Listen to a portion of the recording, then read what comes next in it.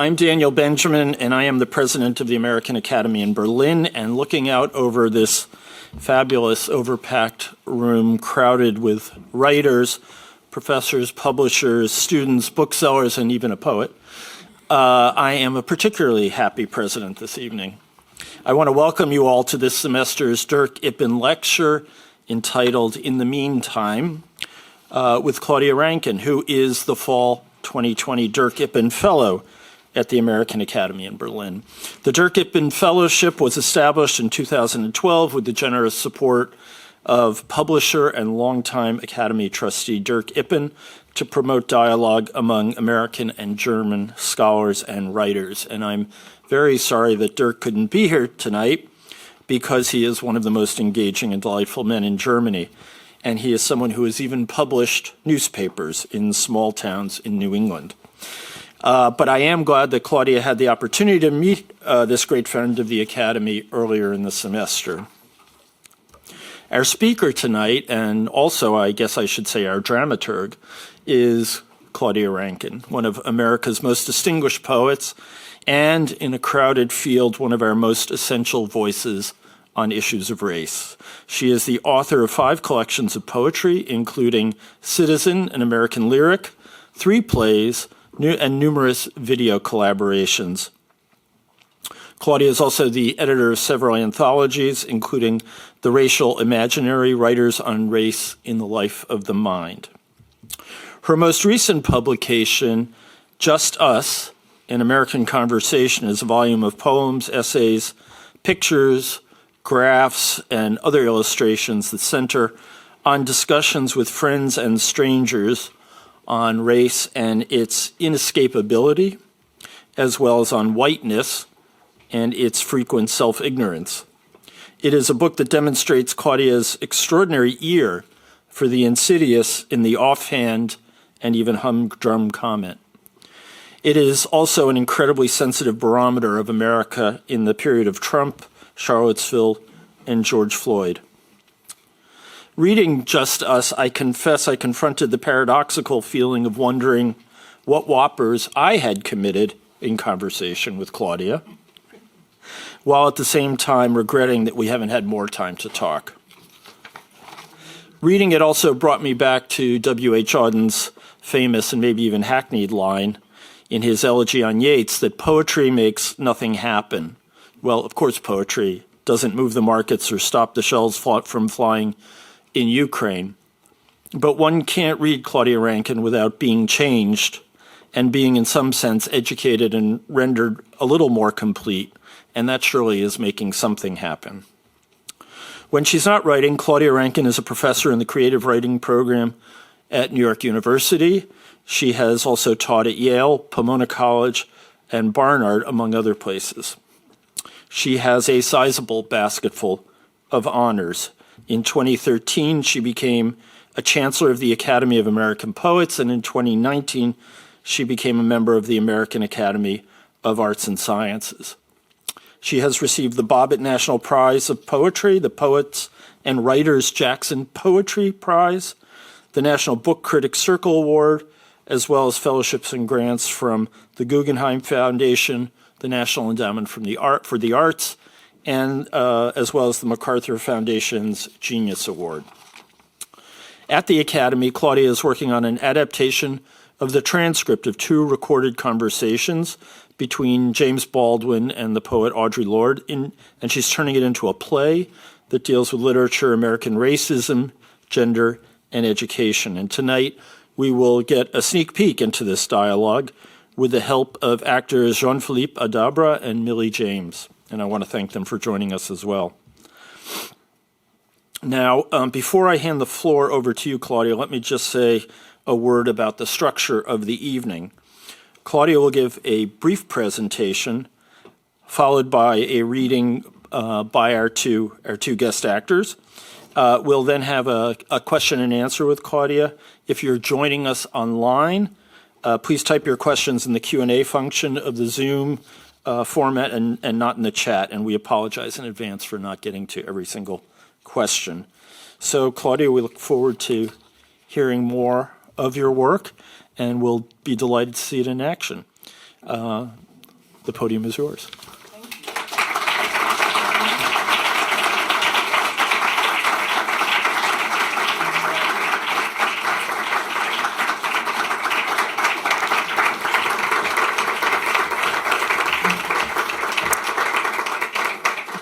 Good evening. Thank you all for leaving your homes.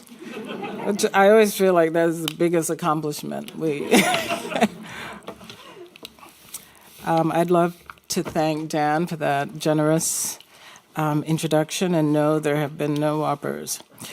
Or else I would tell you.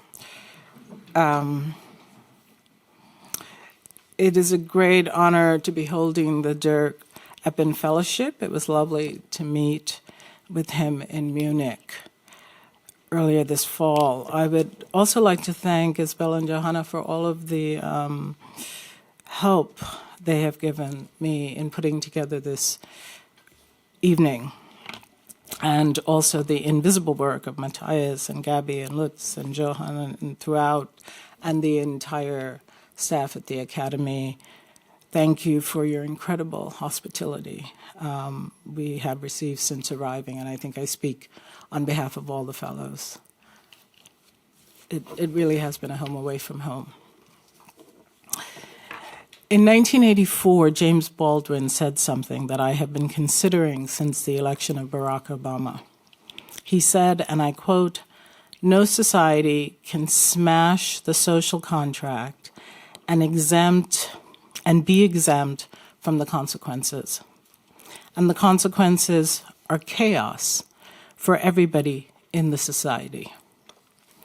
For Baldwin, this related to the original promise of all men are created, etc., etc. But I believe that the election of a black man into the highest office was, in the eyes of white America, another kind of smashing of the social contract, within their understanding that white people were inherently destined to achieve levels of power by virtue of their whiteness, even within a democratic system. During those 8 years of Obama's presidency, we saw a sharp rise in the growth of white supremacy terrorist cells in the U.S., according to the FBI, and a breakdown of procedures in the government itself, not to mention the loss of civility overall in American society. White men, from Justice Roberts to others, unable to contain their disbelief and rage, failed to perform and began acting out, leading to a number of firsts. The first time we have had to redo the swearing-in ceremony, for example, and I could go on. That culminated most egregiously in the January 6th insurrection. The chaos that Baldwin refers to is what sparked my interest in the dialogue you will hear tonight between the writers Audre Lorde and James Baldwin. For me, it's the closest thing I've encountered that expresses a sensation of powerlessness within the knee-jerk push against hopelessness. I personally have both witnessed and felt during the Trump era, which continues, as we all know, as a fierce undercurrent during the Biden presidency. How artists have addressed and are addressing that sense of hopelessness is in the visual arts is the topic of my essay in the Meantimes, which I had intended to deliver here tonight, but now will give at Humboldt University on Thursday, December 8 at 6:30. In that talk, I will discuss paintings by the German painter Lorde Lasserstein and the American painter Jennifer Packer, among others, with the intent of making a distinction between documenting and witnessing one's historical times versus communicating the affect of those times. So please join me there and then. But in the here and now, I'm excited to present a mashup of the Lorde Baldwin conversations, which occurred in 2 separate sessions. These conversations inform the Meantime lecture profoundly. It is a real pleasure to be able to present this reading, and I thank the American Academy for its flexibility. Lorde and Baldwin met for the first time on December 1st for dinner, where we were told they ate very little. And began the conversation, the public conversation, on December 2nd, 1983, on the campus of Hampshire College in Amherst, Massachusetts. Baldwin held a visiting professorship at the college, and Audre Lorde was at the time a professor at the John Jay College of Criminal Justice in the city of New York. Essence magazine published an edited section of the conversation, so you can look that up. What you will hear now is my edited version. In a crude summation, I would say I have kept the ideas and removed the examples.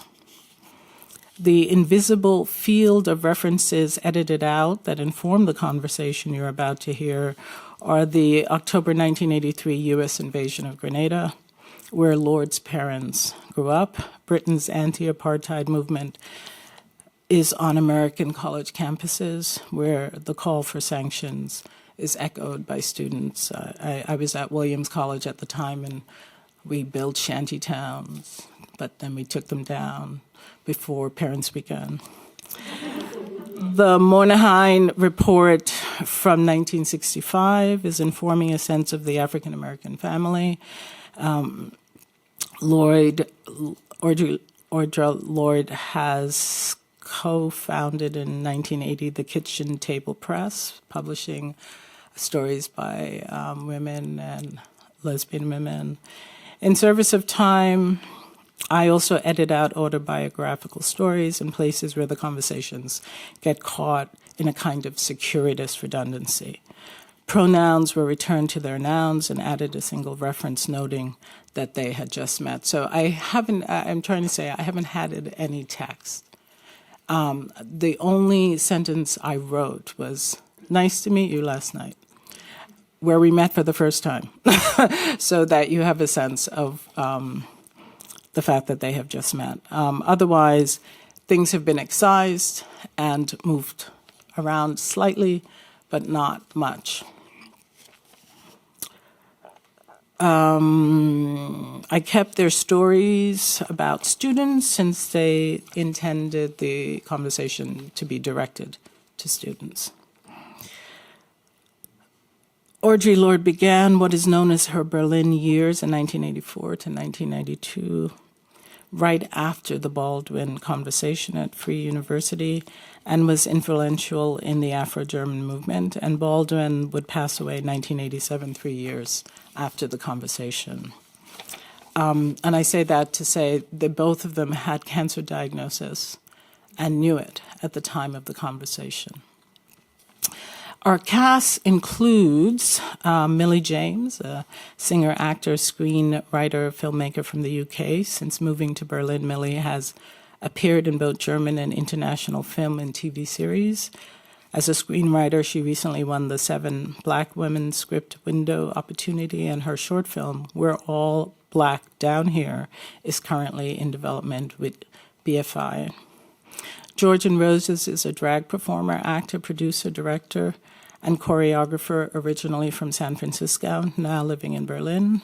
By day, they are a theater arts educator with Interact. By night, they have performed at institutions throughout Germany and the United States. They also produce a 3-part YouTube series called Black is Her Story Month with Tipsy Bear Berlin. And Jean-Philippe Adabra is an actor from Berlin and plays in the theater Bauhaus Noni Strasse, Berlin. I'm sorry to have done that. To your German. So please join me in welcoming Millie, James, George, and Roses.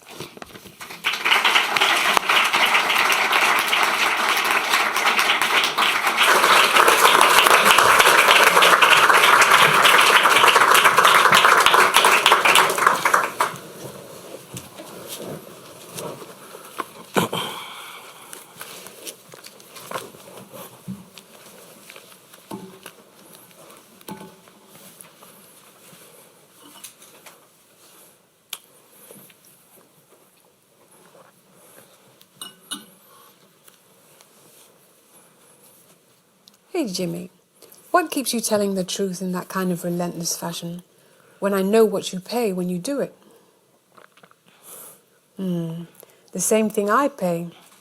It was great meeting you last night for the first time. And I was feeling really strongly about some of the language we were using over dinner. Starting with empowerment, black empowerment. Well, what exactly do you mean?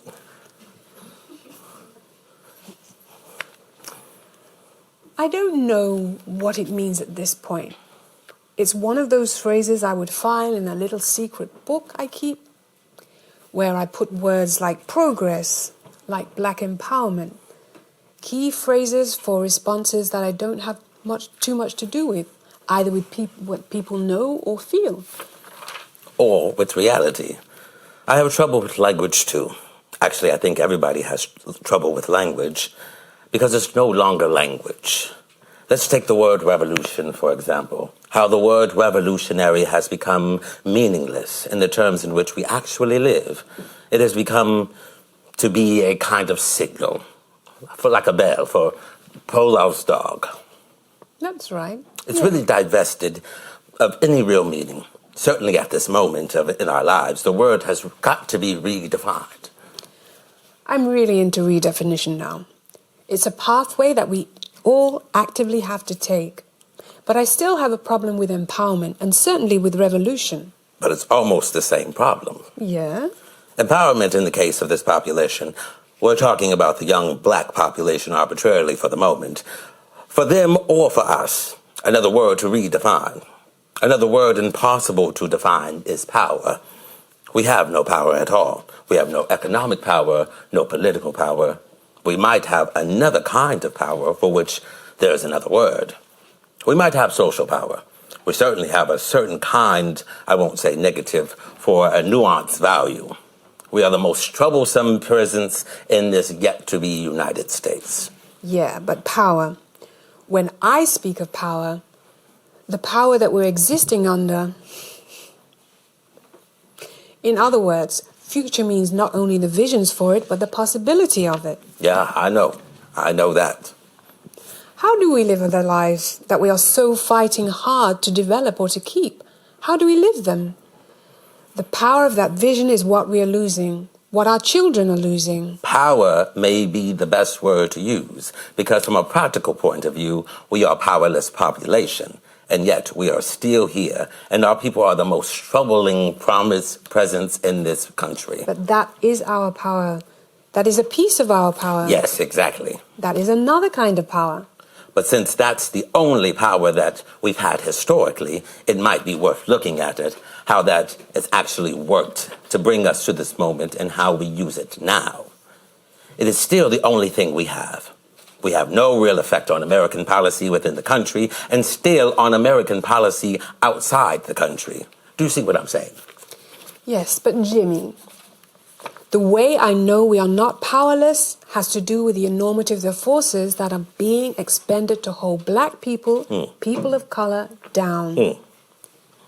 There is something just coming into existence, just beginning to display signs of future potential, something nascent within our being, which triggers the power. It is that I want to key into, not as an opposing force, but as something that we need to use. So, for instance, when I talk about vision, when I talk about being able to have children learn that there is an alternative ways of living beyond what they have been taught, I feel that element of teaching is vital. I look to the past. What you're saying is that we have to use everything. Precisely.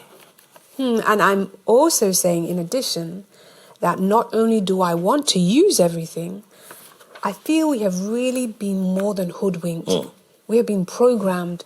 We have been crippled so that we only see a very narrow band of possibility, a very narrow band of what we can use within ourselves. Well, that's both true and not true. But how did the black man get to that place? That may be the most interesting question of all. That brings me back to what I was saying before about teaching and learning at the same time, operating in both of those positions of power, because that's one kind of power. And the stuff we have to do so it doesn't happen again is another kind of Happen power. again, it never stopped happening. That's the trouble. What we're really talking about is how to turn it around, how to love through. Turn it around. Yeah, but what we're really talking about is how to raise a child and how to invest the young with the morale which allow them to look at their solution and begin to change for the other. And for starters, how to be able to talk articulately about it amongst themselves so they can come to a place of understanding. There's a great deal happening among the young that I know I don't know, and you probably wouldn't know either. It is very important that there be some kind of communication between you and them and me and them. We need them certainly, but they need us. If only we could, move through what no young person can imagine. Do you see what I'm saying? What we're really talking about is coming to the question of word revolution. We're talking about how to create a populace which will not be destroyed by their present circumstances and present a panic in the rest of the world. We also need to tell them things that nobody else has said. Things that they are not able to say themselves because it is still too costly. When I say that we need to speak words to our children that no one else will say to them, I guess I'm talking about something very grounded in war. In war. In war. War.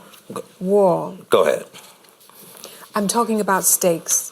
I'm talking about being able to construct the vision of a livable future, and it will entail terrible pain and terror. That's the closest I can come to thinking about empowerment if I had to use that word. It's being able to recognize fear, pain, love, hate, and anger, to deal with it and continue to move, to not be immobilized, both to be able to recognize our feelings and to use them for what we need. The two equal parts seem equally difficult to do, but also equally important. If I was talking about my journey, Jimmy's journey, from one place to another, that's certainly true. But how to talk to someone who is 14 or 18 or 20 years old in those terms, boy or girl, who every hour, every day is going through not only real misery, but actually being physically menaced on the most profound level by his or her self-esteem. Well, I can only begin to suspect to be part of the breakup of the black community, as happened in the last 20 years with the dream of integration, or rather what white America has made of that word. Because blacks were never talking about integration. We were always talking about desegregation, which is something else. Whites talk about integration. We never talk about integration because we were already integrated. You can just look by looking at us.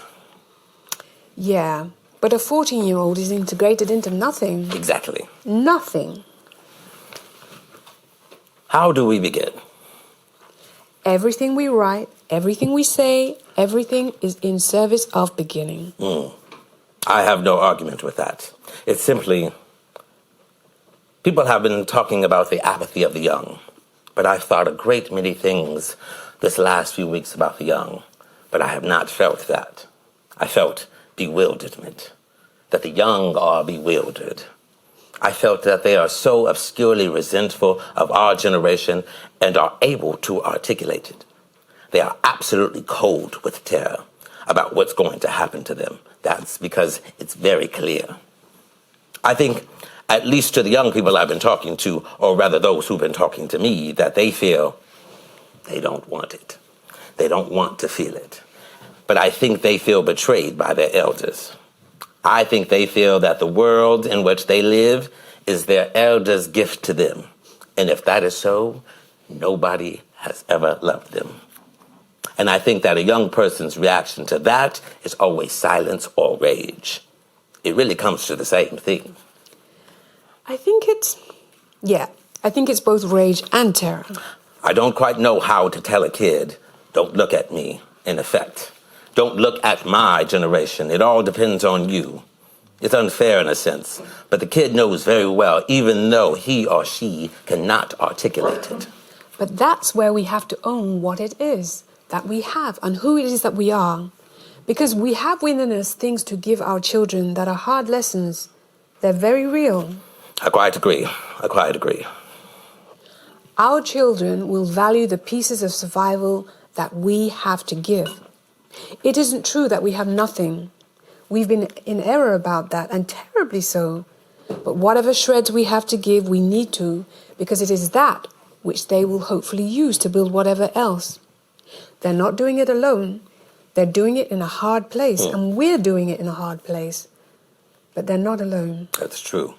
That is true. No, I hear that. I suppose it's on my mind. And I'm kind of obsessed with the kids, especially the black kids. I don't know how to reach. Of course, the reaction of the black kid is perfectly understandable rage, which can become an act of self-destruction out of pure frustration because you don't know who or how to hit back. And finally, you destroy yourself because the box you're in is too tight. The track is too cunning. Can't figure out a way out. What terrifies me more and more is that I don't know quite how to reach that person, that kid who is indispensable, although the country seems to want to believe the kid is expendable. I could point out that it might not have been, in fact, the black family that was destroyed by slavery, but the moral fibers of this entire country. The United States. The United States, where the American people are not able to look at themselves. They're not able to take any responsibility for the situation in which they find themselves, not only on the racial level, but on any other level. That is really saying something. And again, and not a matter of apathy. That's much closer to despair or rage. Yeah. I think it's despair. I think it's far beyond apathy. I don't think the young are apathetic at all. Deep? I think the young wish they were. It's deep, sociologically useful despair.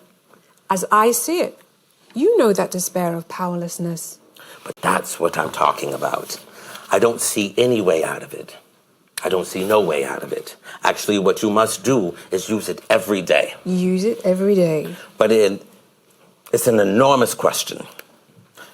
You know, the first time I saw something happen in a young person's eyes, when they understood something that they hadn't really understood before, was in a boy's eyes in Boston 25 years ago when I was doing a lecture. The boy was sitting on a table at the very back. He asked me a question. I had to figure out what he was really asking me, and I began to realize that he was talking maybe about his father or his uncle. He was asking me the question about how to deal with people who seemed to have given up. I realized that question was very personal, and I knew I couldn't answer. I couldn't remember what I said, but I never forget the boy's face. It was as though a light went on in his face. Then I realized he had not expected me to answer the question, but he knew that I had heard it. And since I had heard the question, he could deal with it. I remember going to a black college in Houston, Texas, Southern University, to give a talk. I figure I didn't know how long I was going to live, so I had no reason not to say it at all in very clear terms. Minutes after my talk, there was a stunned kind of silence, and then they applauded. You know how polite we are. Afterwards, one of the young women students came up to me. She was carrying this little briefcase with high heels on. Her hair was straightened, and she said, "Oh, Miss Lorde, I want to ask you something." She looked around, to make sure no one else was listening. And she said, "Do you really think we're going to be able to make it?" And I thought, well, all right, Audre, you see, that's what happens when you have to deal with what you believe is true. Then you remember, too, that you yourself were once that boy, or you were once that girl. I can remember some of the people who talked to me, some of the people who made me, who loved me, really, and who raised me. My father was a very difficult man, but later on I would see why. Later on, after he was dead, I realized that what he has been through, because I was going through the same thing like it. If he had lived, we would have had friends. But when the question feels this enormous, you realize you are living in a schizophrenic existence. As a black woman, as a lesbian, as a mother, as a person who has dealt with whatever, I feel like I operate from the extremes all the time. And yes, when I talk about revolution, when I talk about change, when I talk about actions, you could say it's to satisfy a fantasy, to break into the media.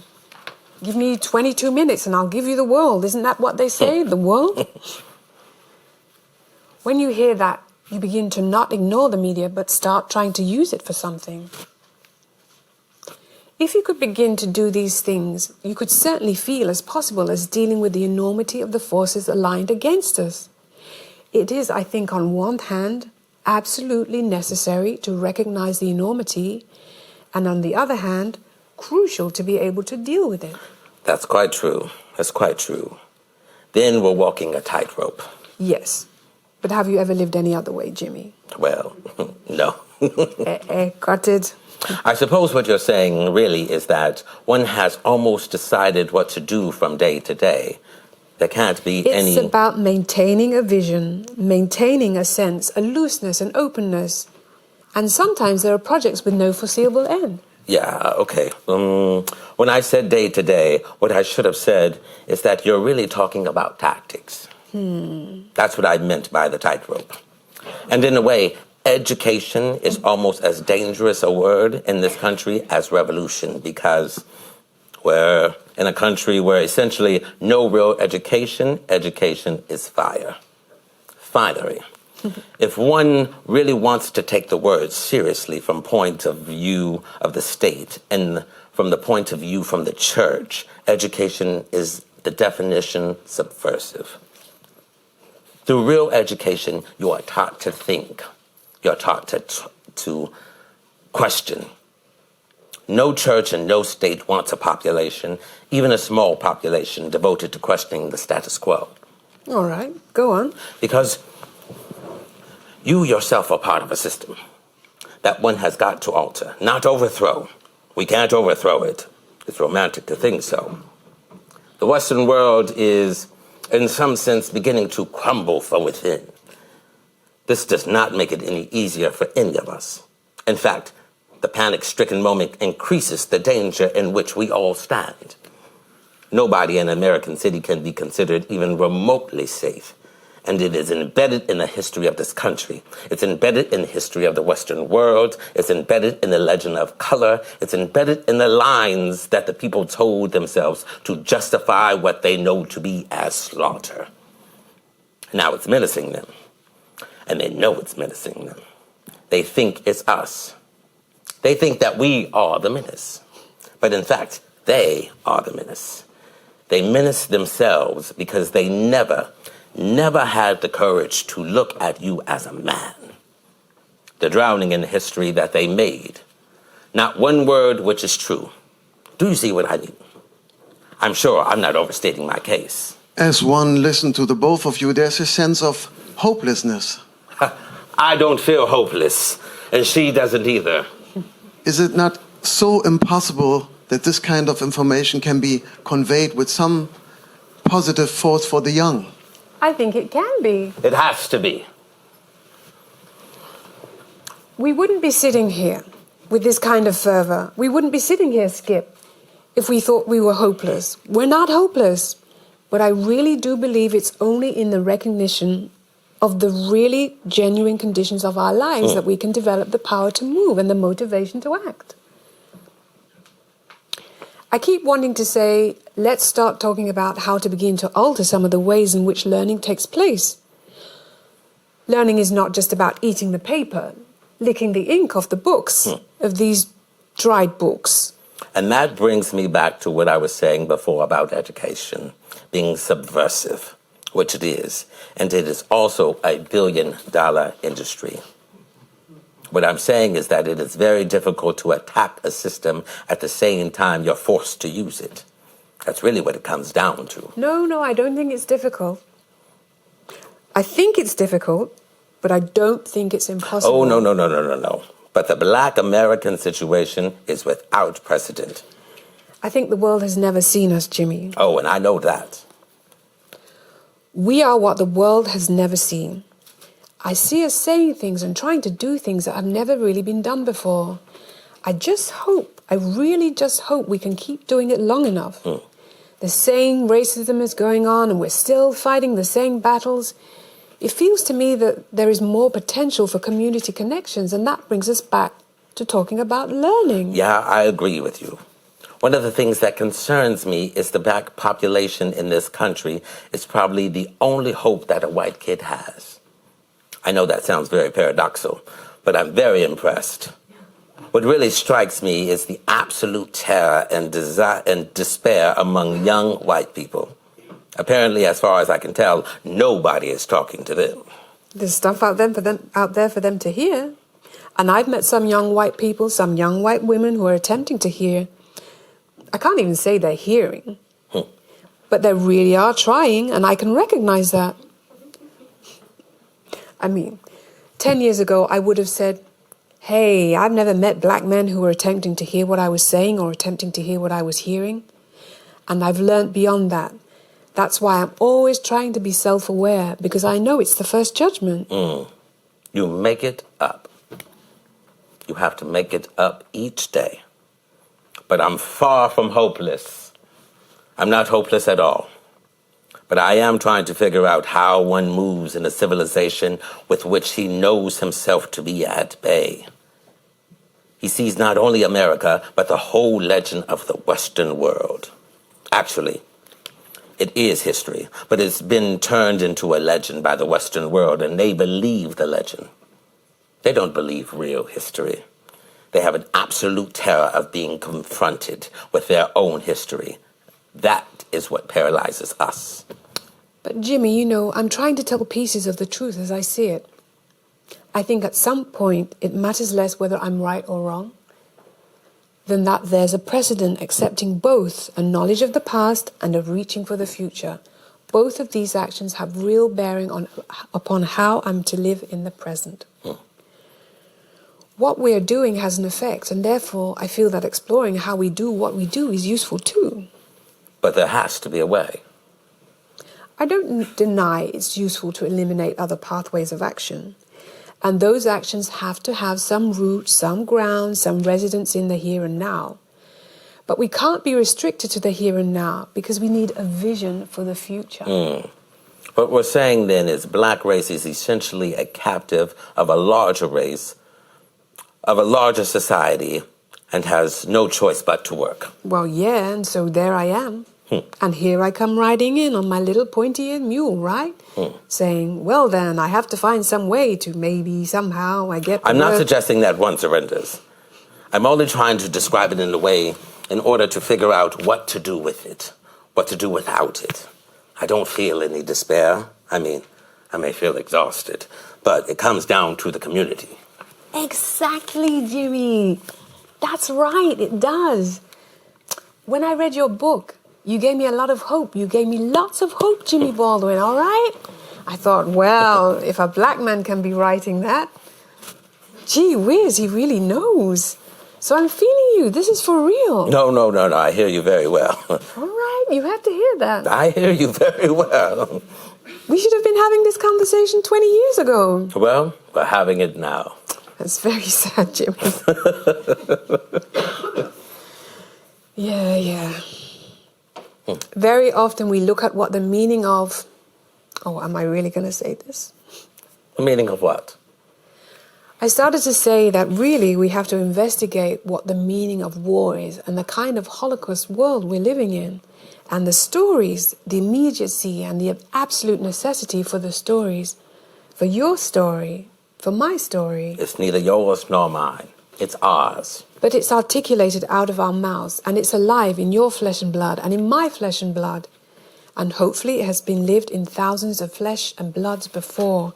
How did some black women do it? How did some black lesbians do it? The stories must be told. Maybe somebody else will come along and use a little bit of it, right? And move it along. It's all about moving it along. I hear you. That's true. That's true. Again, what we're talking about is one collusion with the language. The labels under which people labor are grotesque. Because the language doesn't allow for any real distinctions. Exactly. I've never seen anything less pleasurable than the American dream. And so much of what they talk about has nothing to do with feeling, nothing to do with happiness or enjoyment, because we don't want to deal with the differences. What we want to deal with is labels, not actual stories. And they serve such completely different functions. The moment you say, "What the fuck are you doing?" they resent your intrusion because they don't like what they're doing at all. And they don't want you to know that they hate it. They resent our intrusion, the same way white Americans resent it when you leave the country. They don't want you here, yet when you leave, they act as though you've abandoned and betrayed them. Well, what they've abandoned is their soul. Men keep women around to do their feeling the way white people keep black people around to do their feeling. Yeah, but Audre, what is curious is when you watch, and I've watched Americans abroad for years and years, when you encounter a white American in, say, Paris or London, something very strange happens. It's very hard to describe. The fact that he or she finds you so far outside their country, their territory. It is their territory. It isn't our territory. It's their territory, as far as they're concerned. They find you in a place where they know they cannot do anything about it. They can't control you. And then you see in the eyes of this person that they really knew what they were doing all along. What you see is terror. That's right. The terror is there. That mask of a search for forgiveness. Forgiveness or fear. In the south of France where I lived, there's a very famous inn in which around the corner from me.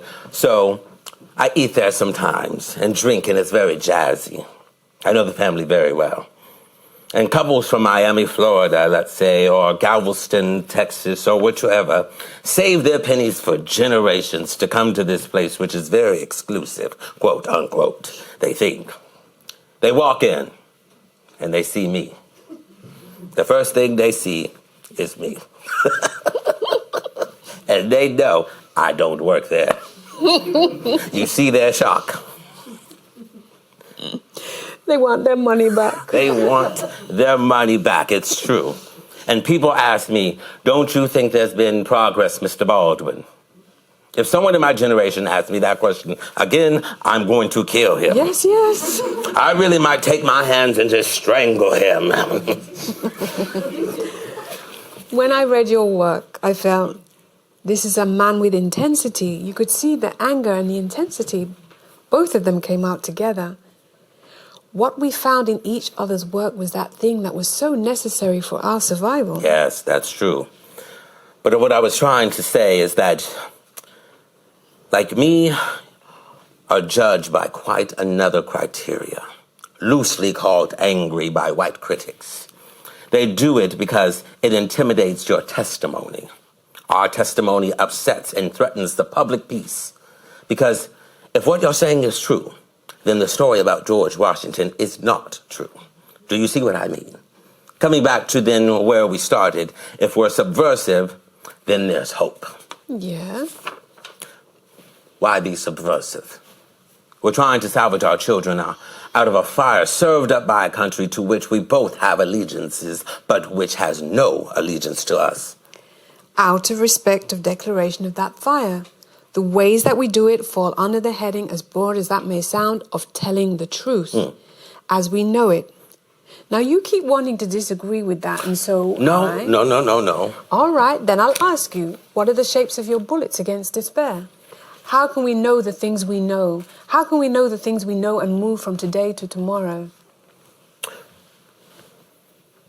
Remember how we were talking about black youth earlier, talking about the black community. One is, after all, trying to figure out something. I mean, it's not a matter of cashing in one's chips and giving up. Those are our children. Those are our children, that's right. It's our responsibility. That's right, and part of that has to do with what it means to grow up on the real edge of survival as a black person, in a place where you know you are not only in danger and expendable, but hated. Hated. That's it. The nightmares of black people have never been thoroughly exposed or examined. I mean, thoroughly exposed or examined. The politics of masculinity, as it relates to the condition of women, seems to be an absolute example of what is so horrible. One is so hampered when we use language in the old way to attempt to begin to talk about something new. The meaning of the condition of women, I mean the total passivity of even that phrase, of even the approach to dealing with men, dealing with women, is shocking. But the politics of masculinity is going to blow us off the fucking earth, and it's going to wipe us out.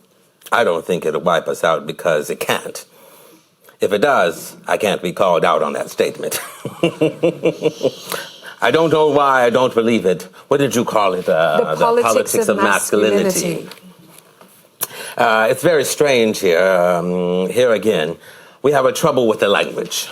I don't know any other country which has such an infantile ideal of masculinity, such an infantile idea of what it means to be a man.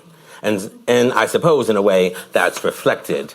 I know it's reflected by the people our country apparently elected to represent us. It's inescapable. That's what we have. That's what I mean by testimony. It's the passion that's right. And it's the passion and the intensity of which we are so often accused that will get us across.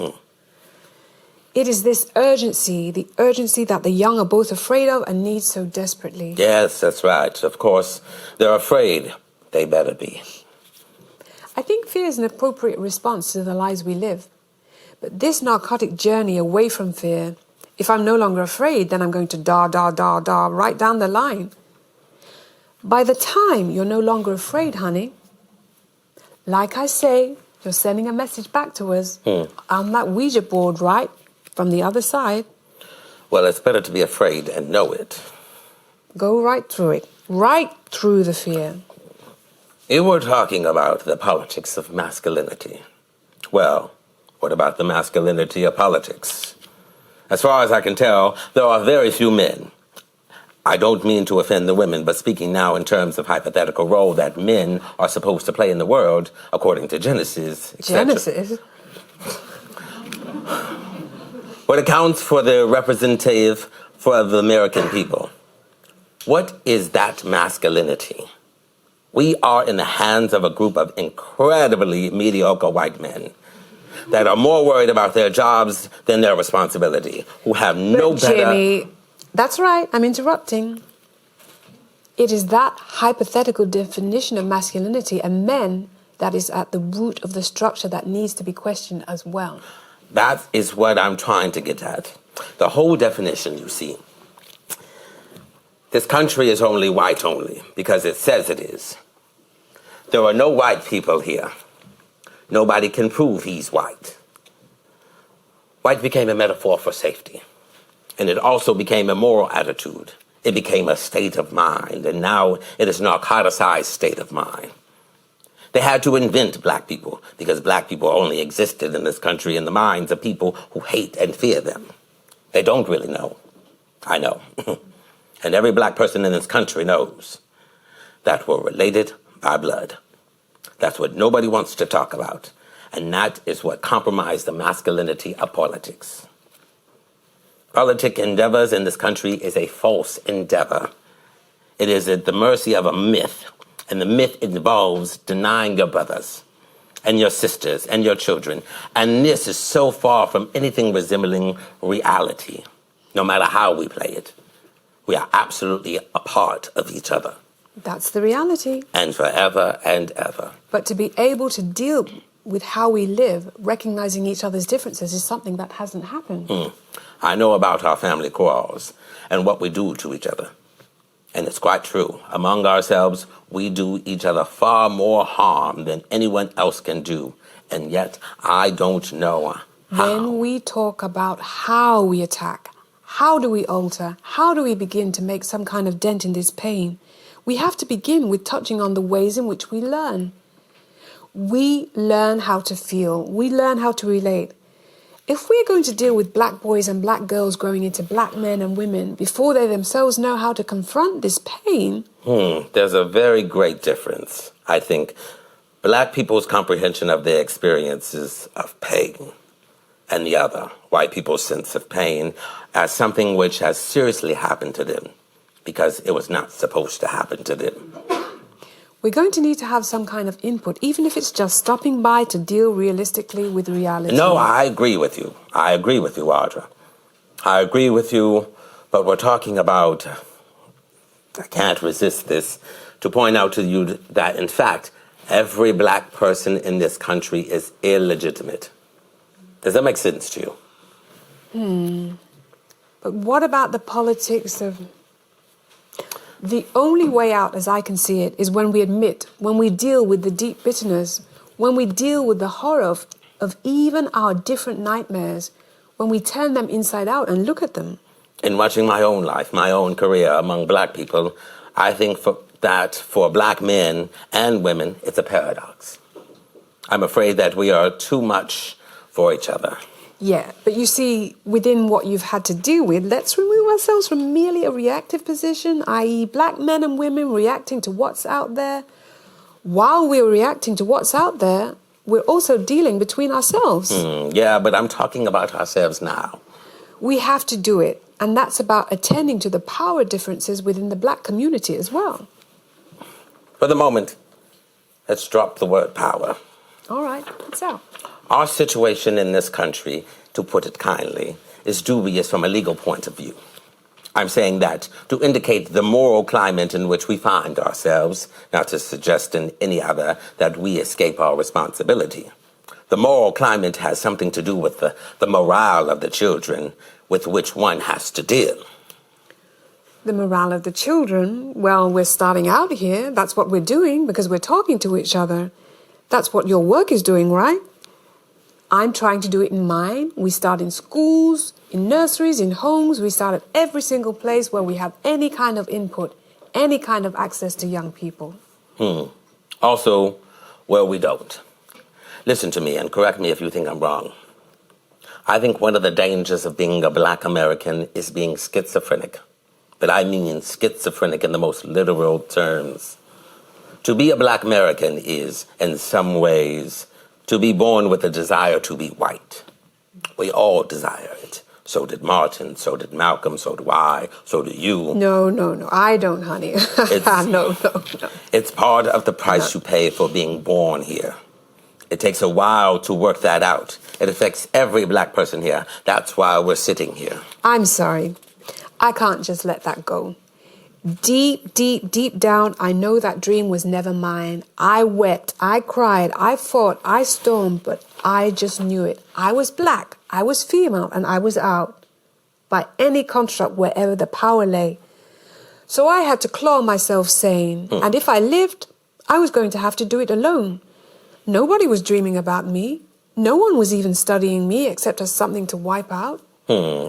You are saying you do not exist in the American dream except as a nightmare.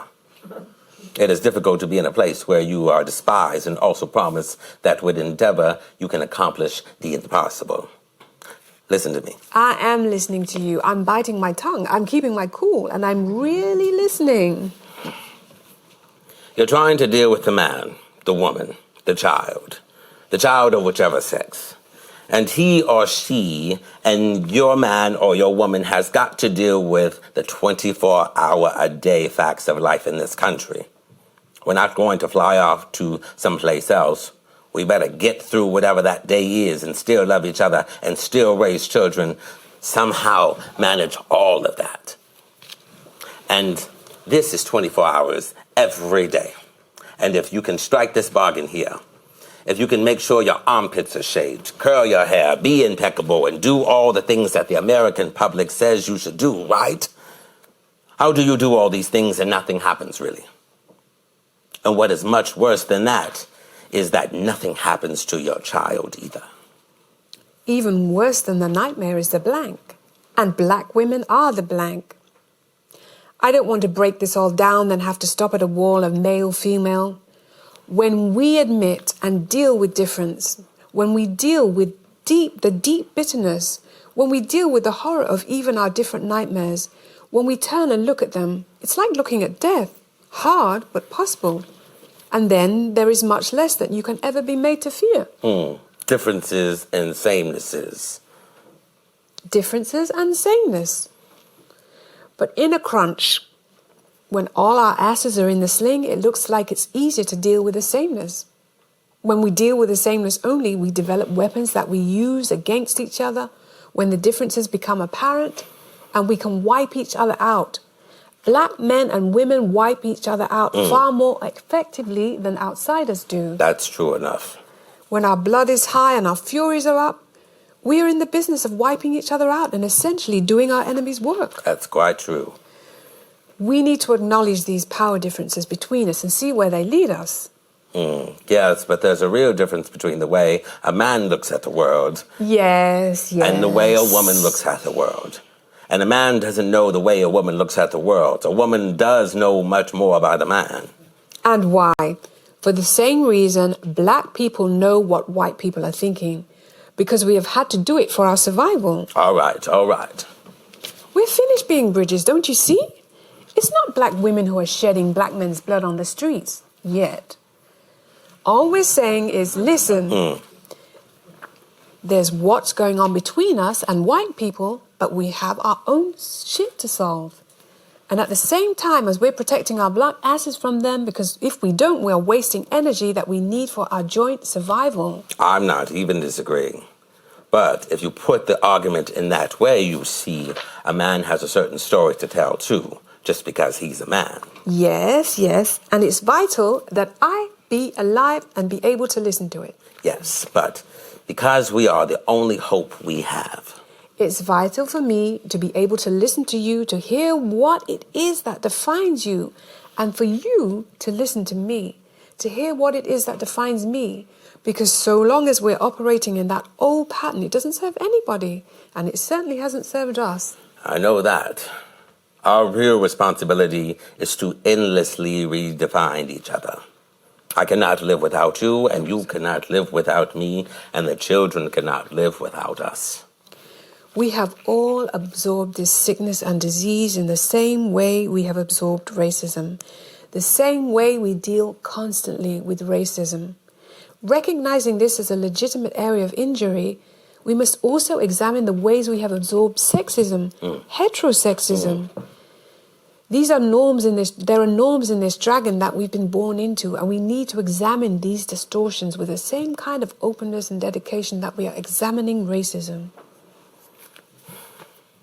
You use the word racism. Oppression based on color. But beneath that word racism sleeps the word safety. Why is it important to be white or black? Why is it important to be a man or a woman? In both cases, it is assumed that it is safer to be white than to be black. It is assumed that it is safer to be a man than to a woman. These are both masculine assumptions, but those are the assumptions we're trying to overcome or to confront. To confront, yeah. The vulnerability that lives behind those masculine assumptions is something that we must begin to look at and begin to understand. Yes. And the fury that is engendered in the denial of that vulnerability is also something you can begin to look at. Yes, but we're not talking now about men and women. We're talking about a particular society. We're talking about a particular time and place. We're talking about the shedding of black female blood in the streets. But I don't understand. Okay, the cops are killing the men and the men are killing women. I'm talking about murder and I'm talking about rape. I'm not disagreeing with you, but I do think you're barking up the wrong tree. I'm not trying to get the black man off the hook, or the black woman for that matter, but I'm talking about the kingdom in which we live. Yes, absolutely, I agree. The kingdom in which these distortions occur has to be changed. Something happens to the man who beats up a lady. I got to know that it's not him who is the enemy, even when he beats up his grandmother. His grandmother has got to know. I'm trying to say one's got to see what drove him. Do you see what I mean? I've come home myself and, wanting to beat up everything in sight. But Audre. I'm here. I agree with you. I see exactly what you mean. And it hurts me. At least as much as it hurts you. But how not to lose him or her who may be in what is an effective occupied territory? That is really what the black situation is in this country. Jimmy, we don't have an argument. All that is lacking is barbed wires, and when you pin people up in the animals, the intention is to debase them and then have them debased. I know we don't. But what we do have is a real disagreement about your responsibilities, not just to me, but to that young man, to my son, and to our boys. Okay. Your responsibility to him is to get across to him in a way that I will never be able to, that I am not a fit target for his fury. Okay.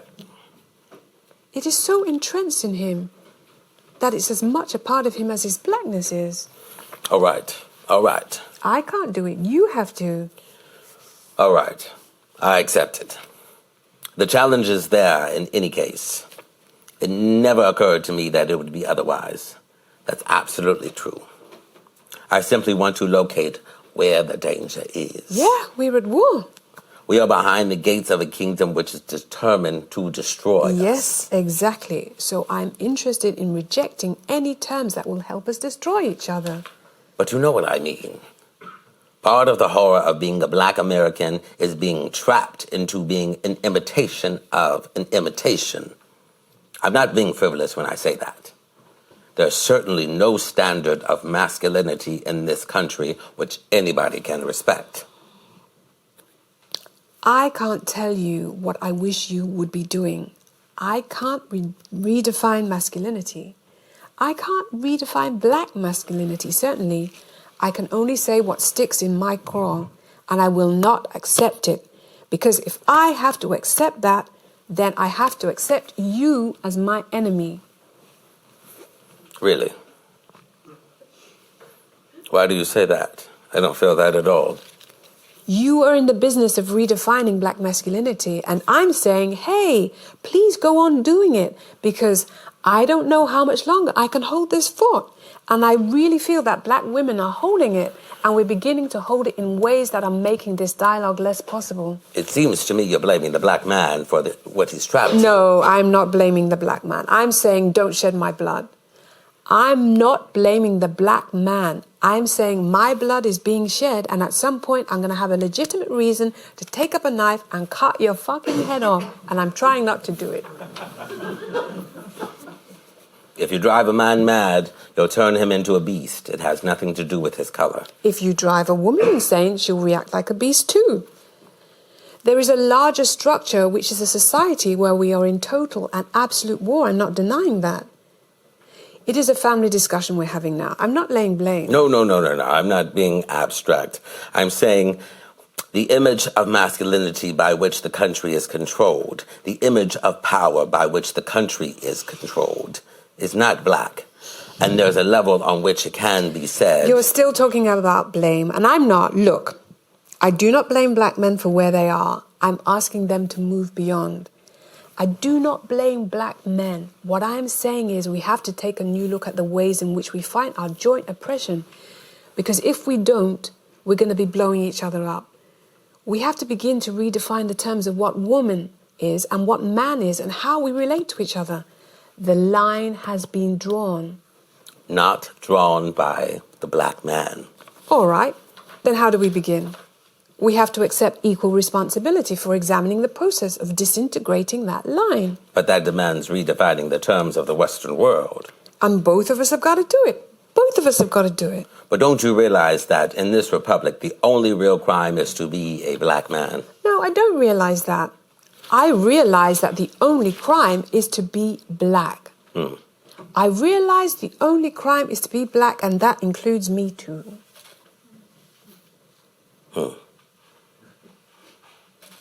A black man is a nigger when he tries to be a model for his children, and he tries to protect his woman.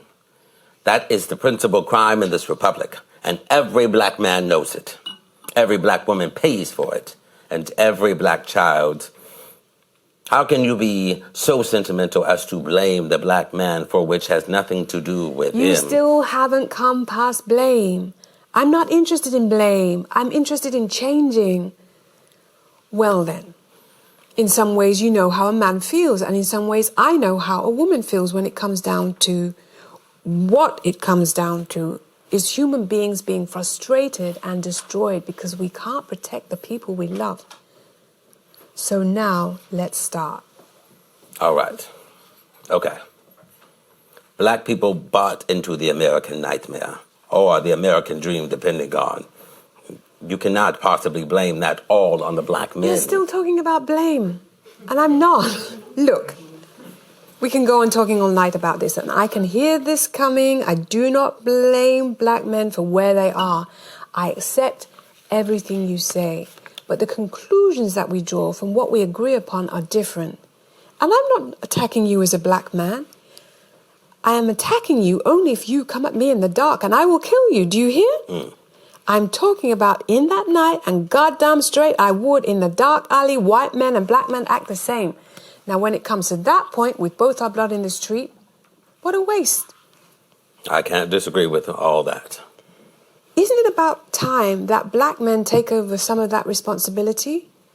You all will have to start doing it. You are blaming the black men.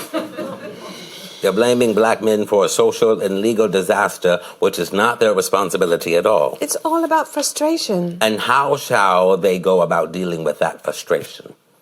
How? You make a mistake, I think. I'm not the master of the American house in the sense that I work here. Now, I may have more authority than the master in my house, but I think it is a very great mistake to misplace the quarrel. What I'm saying is, behind the authority of every black father, you must look at this. Behind the authority of every black father and husband, there is another authority. And the type of authority for black women is what? Black women are supposed to be exempt from that authority? No. I'm not being abstract. I'm saying the image of masculinity by which countries control men, the image of power by which countries control. It's not black, and therefore blacks know they cannot be a part of this country. There are holes in society that need to be filled. To what extent we can fill these holes depends on how willing we are to assume our responsibility, to raising our kids and to deal with the male frustration in a manner that excludes using women as their victims, and recognizing the fact that women too have frustrations. But aren't you still blaming black men without seeing society's partnership in all of this? You still haven't come past blame. I'm not blaming you. I'm saying we got to stop it. You keep coming back to blame. And that's like getting really hooked on something that's not serviceable to you or me. I'm not interested in blame. I'm interested in changing. And there's no quick solution. There's no panacea. What there is a real madness going on in this country. And to battle it, it's like fighting oatmeal. Yeah, Jimmy, I like that. Like fighting oatmeal. Well said. But we have to start somewhere. In many wars that we as black women and men are fighting, we have to start redefining our differences between male and female responsibilities to our children and to one another. It's dangerous to draw a line between the male and female because that line is arbitrary. We certainly don't need to shed one another's blood. But we also need to understand the conditions, the situations that lead us to the position of frustration, victimization, and a kind of citizenlessness. All right, Jimmy. As long as we wage our battles on two fronts against society's injustices to black people, women as well as men, and in the black community, against black men and women destroying each other, black males and females need to accept the terms that will keep us from destroying one another. Only then I think that something can and will happen. I don't doubt that.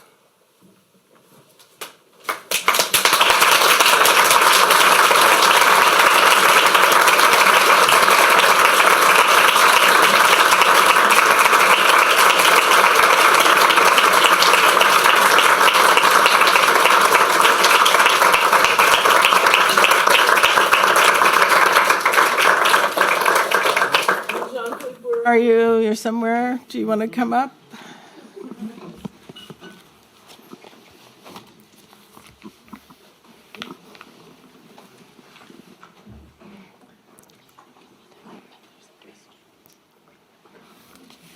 So thank you again to all three of you.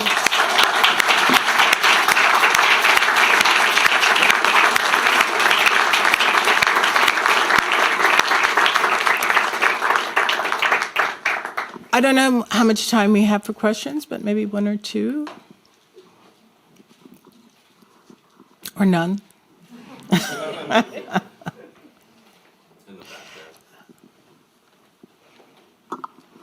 Hi. This is more kind of outside, just outside the context. I was wondering, Lorde mentions having read Baldwin's book. Do we know if Baldwin had read Lorde at that point? That's one of the parts of the conversation I did cut out. He did. They have a back and forth where Lorde says she's angry and Jimmy says, no, I read your poems last night. And, and you're not angry. You're full of love and compassion. So there's, I don't know if there's a sense that he just read it.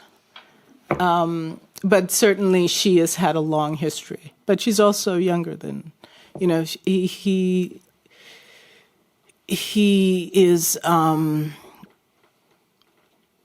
older. So you give him a pass on that, yeah.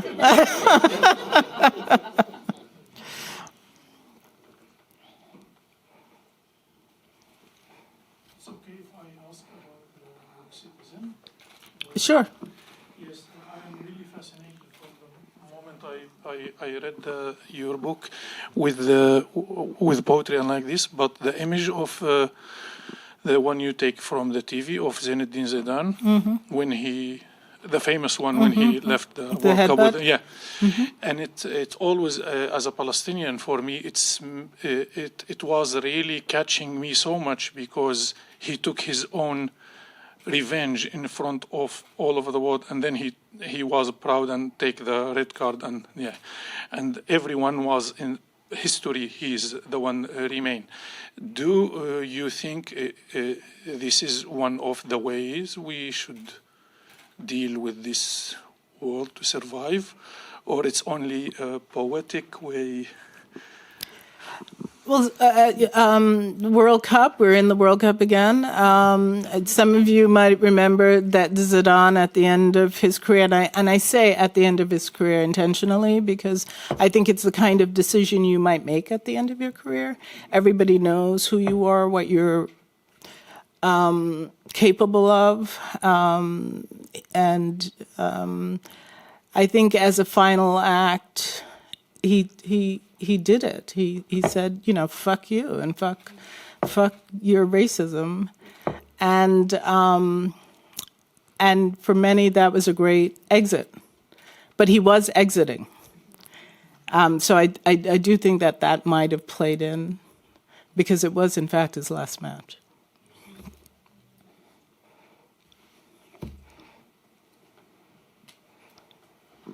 Thank you. I have a question from the Zoom audience. Yes. A viewer is asking, I love the way that Audre Lorde takes James Baldwin to task regarding how black men also have a responsibility to fight alongside and for black women. Lorde was teaching Baldwin intersectionality in a way. It's interesting that Nikki Giovanni does the same in her extended interview conversation with Baldwin. Do you have any plans to do something with Nikki Giovanni's conversation with Baldwin too? There is an actual play of the Baldwin-Giovanni conversation. It's when that conversation happened between the two of them, she is very young, Nikki Giovanni, and Baldwin is very dismissive of her. And what I like about the Audre Lorde conversation with Baldwin is that she can take him on. In a way, I feel like Giovanni deferred to him, even as she kept trying to tell him that, his way was not the only road. I guess I have the mic. Yeah. Thank you so much, Claudia, and thank you, everyone. That was amazing. And I don't know if my question is fully formulated, but I was really interested in the act of cutting that you referred to a little bit in the beginning. And I'm wondering if you can say a bit more about kind of authorship or authority, because there was a lot of conversation about authority and power and, and the act of kind of editing this thing. And also another thing about whether you can talk a little bit about the medium of the play and why kind of adapting it into a play was or maybe wasn't significant. Obviously it was for you. Thanks. Thank you for that question. There's the world, and then there is what I would like to do. And the world said we had less than an hour. So the editing had to work within that framework. The entire conversation, if you just read it, you would be here for 4 hours. And it was brought to me by the Armory in New York, and they said, Claudia, would you consider turning this into a play? But we don't yet have the rights. But would you go ahead and work on it, and then we'll see if we'll get the rights? They're not going to get the rights from the Baldwin Foundation, because you know why.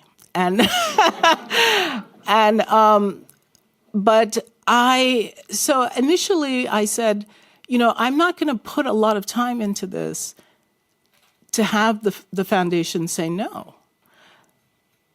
But when I started to just read through it, I was so taken by this question of hopelessness and the lack of powerlessness as it pertains to now.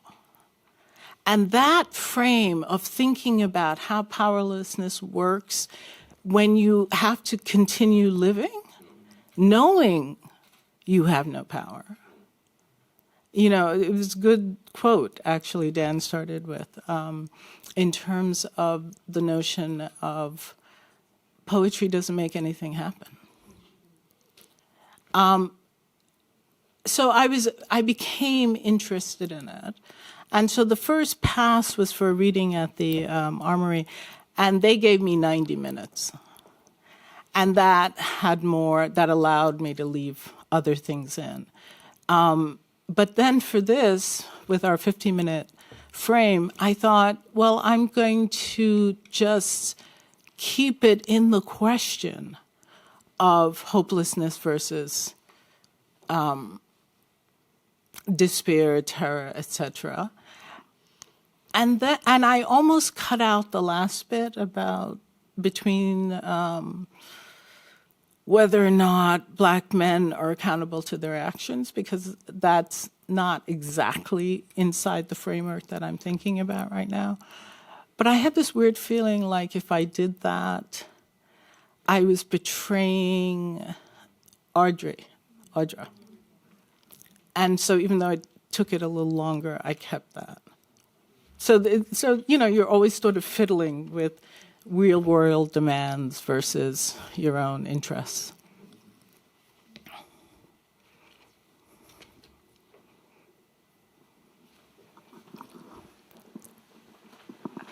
First, also, thank you very much. Just a little footnote, really, to an earlier question, because to me it sounded very much like poetry, partly because of the rhythm. And so I wondered, how much did you sort of condense it to get that sort of rhythm? Or, how much work did that take? I think a lot of the power had something to do with that rhythm. Well, this, for the most part, it's what was said. But the one thing I did do was lineate the passages for the actors.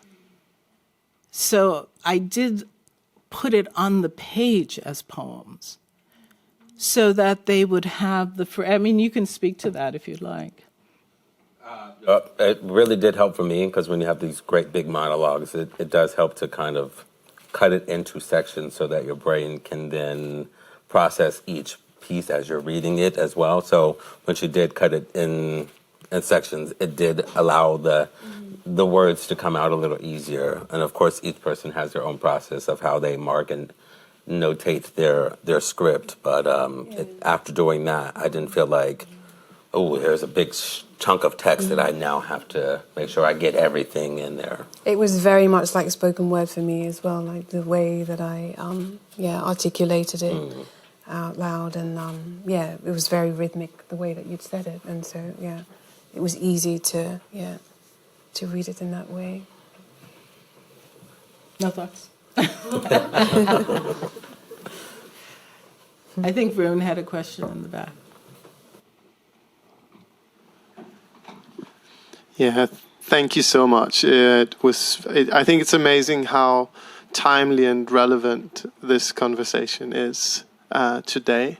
Also, thanks to the actors. I think you did an amazing job. I could actually.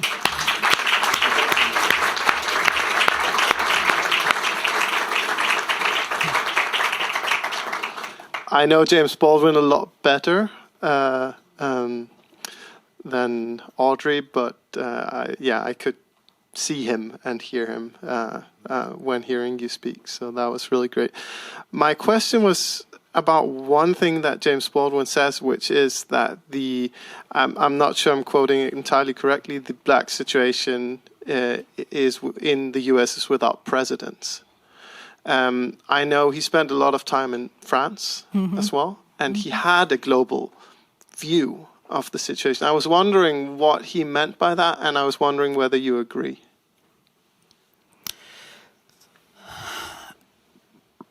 I don't think he is naive to be communicating a sense of racism is only in the United States. I don't think that's what he means. But the fact that black people are living in a country where their initial enslavement has morphed into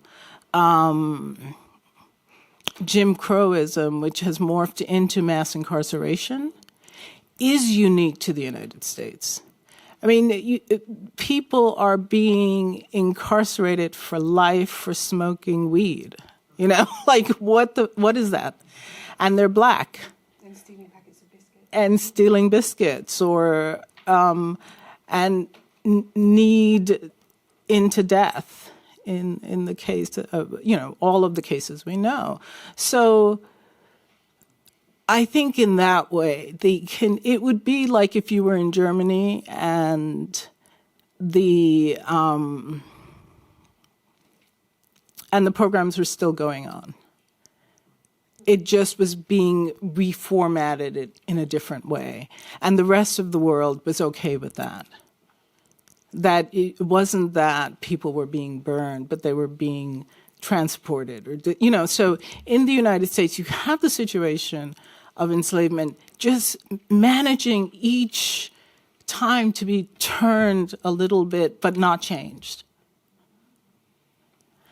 And so I think that's what he means, that we would be here now, today, in, you know, years later, talking about the same things. Being able to take that conversation and say, oh, look how relevant it is right now. Absolutely. What is that? What does it mean? That the white power structure, and it is white, even though you have suddenly, you know, Justice Jackson in the Supreme Court, and has allowed this to continue.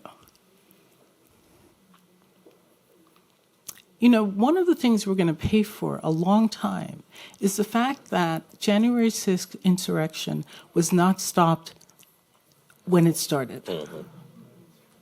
Because that showed everyone, including the insurrectionists, that it's okay. So, you know, now we have in the news that one or two of them have gotten, you know, a sentence here, a sentence. It doesn't matter. Mm. So without precedent, yes, I agree.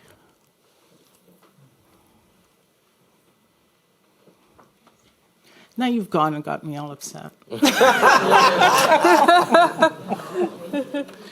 A question for everybody on stage. I wanted to ask about the experience of representing Baldwin and also making something with Baldwin, of Baldwin. I'm personally from South Africa, where I've viewed lots of art about Mandela, and I feel like he's probably getting to a similar level of reification, where I could imagine there was a certain level of trepidation that you all experienced in terms of how to approach somebody who's revered in so many ways.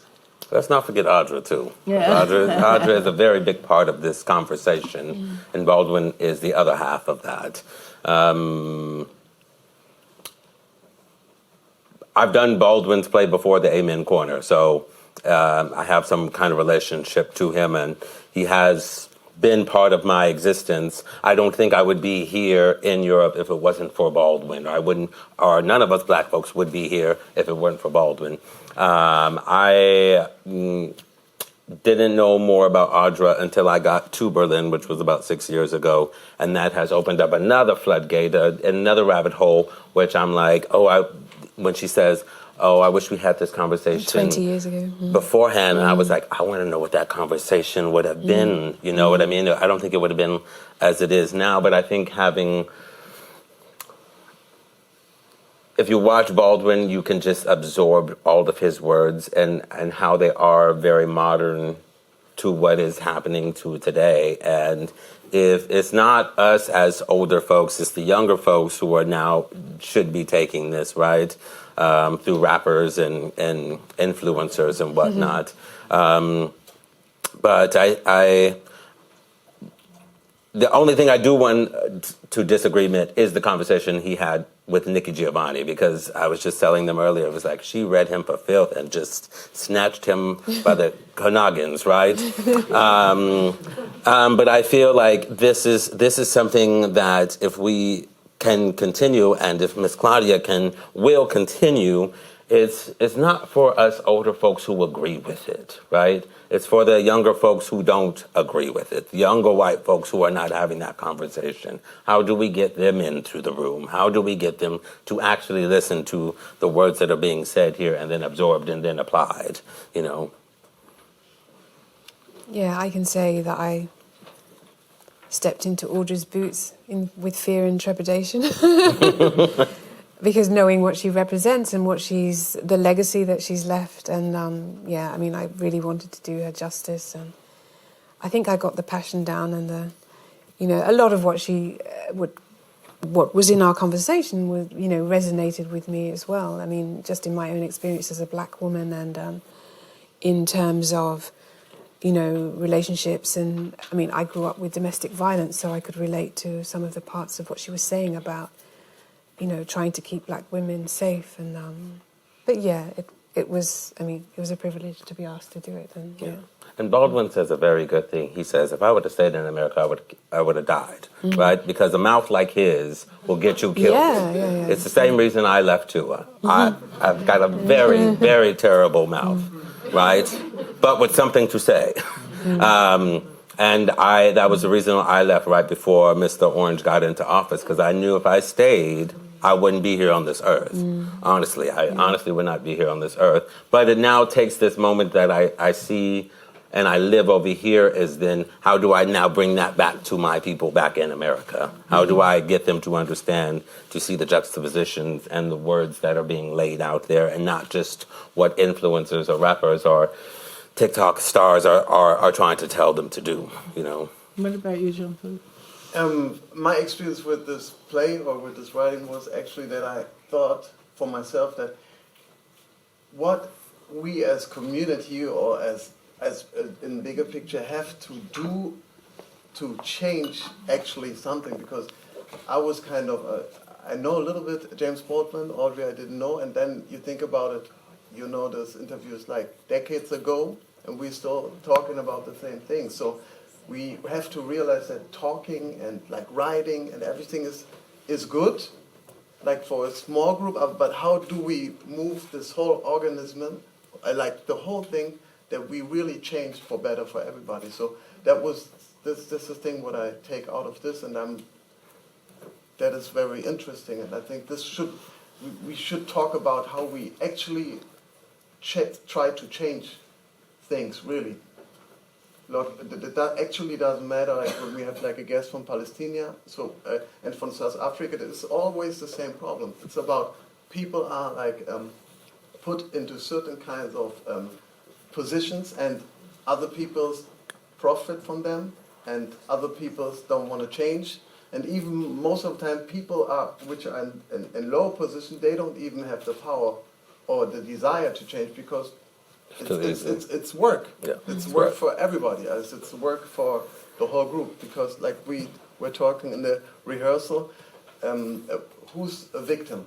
Like the victim of slavery, like with the vessel, like when we talk about, like we have those 400-year slavery, there's the victim of like Afro-American people, but also everybody else in the system or in South Africa is a victim of it. So we have to kind of probably start to think or look at problems differently. That's what and that's why I appreciate to be here, even if I have only 2 sentences. It's a lot of energy what I can take from this, and that's what I really enjoy. Well, 2 crucial sentences. Very crucial.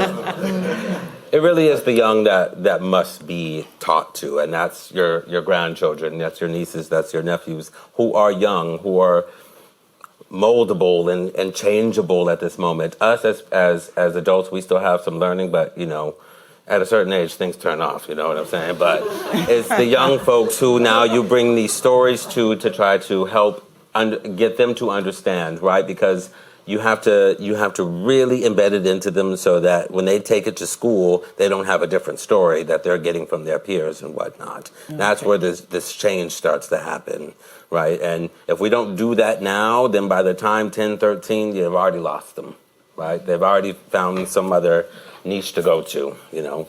Thank you. Yeah. Well, thank you all. You should get up and circulate your blood. Or whatever you have to do. Thank you very much.